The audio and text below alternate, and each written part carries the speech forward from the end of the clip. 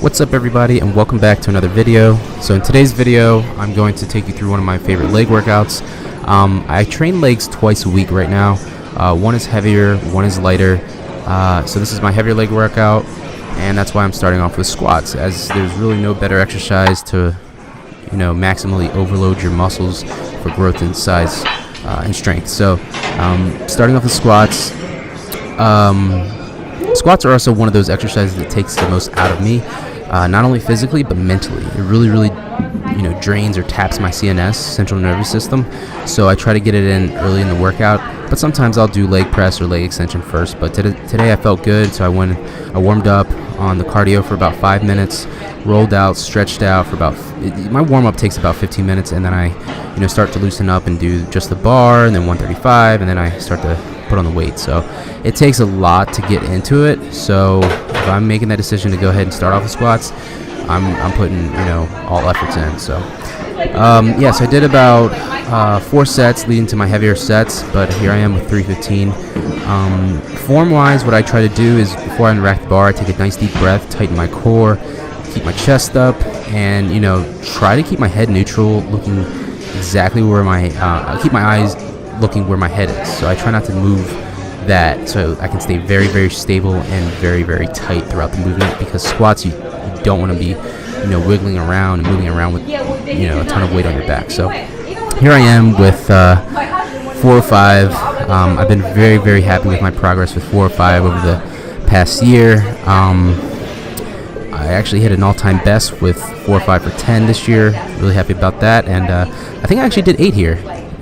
So I was really happy about getting that close to my PR, especially on a day where I kind of decided to do squats on a whim. So really happy with that. And another thing here is guys, when you feel your performance faltering or getting a little bit iffy, take a second at the top of the rep, catch your breath, regain your composure, and then finish the set. You do not want to kind of just push through, just push through like a crazy person, because that's when injury can really happen. So and when you feel like you're really hitting a sticking point on that rep, rack it and just do another set, because it's not worth injuring your back or hurting a quad or something like that. So I finished off squats with a pump set. I did some pause squats, and the reason why I like these are because of the fact that they really help me to bring in like more muscle control, my muscle connection in my legs, versus a normal rep where you just go up and down. Although you do get a lot of mechanical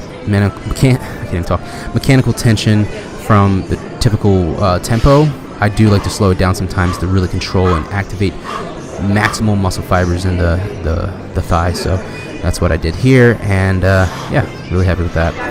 So next up, I went into leg press, and I do the leg press 2 legs sometimes, but I typically do it single leg. And the reason why I do it single leg is because a few years back I had a leg reconstruction surgery, and this really helps me to fix any muscle imbalances that might still be around. So I tend to start off with 1 plate, then go 2 plates, then 3 plates, and then I'll end up with like 4, maybe sometimes 5 plates per side, just to really maximally hit that quad. So exercise number 3 was reverse lunges.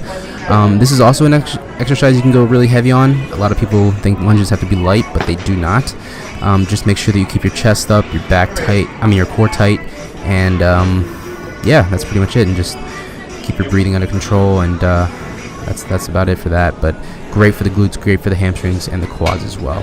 And then I finished off quads with single leg extensions.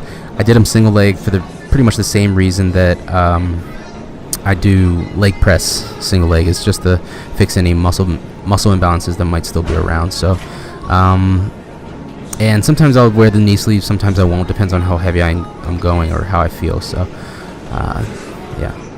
alright, so moving into hamstrings. So I actually do hamstrings first sometimes, but I decided to do them after quads because of squats were first. So I do leg curls to kind of warm up the hamstring muscle, tendons, and all that good stuff. And then I'll move into something like a compound movement like the Romanian deadlift, which I did here. And again, hamstrings, I tend to train them relatively heavier, as they're typically fast twitch dominant, meaning they have a lot more fast twitch muscle fibers in their composition. So I try to, properly stimulate them by using the rep ranges that work best, and that's usually a heavier weight load with reps in the range of about 6 to 12, sometimes 15, and sometimes I'll break that mold all together to go upwards of 25, 30. But anyway, guys, I hope you enjoyed the video. I'll see you in the next one.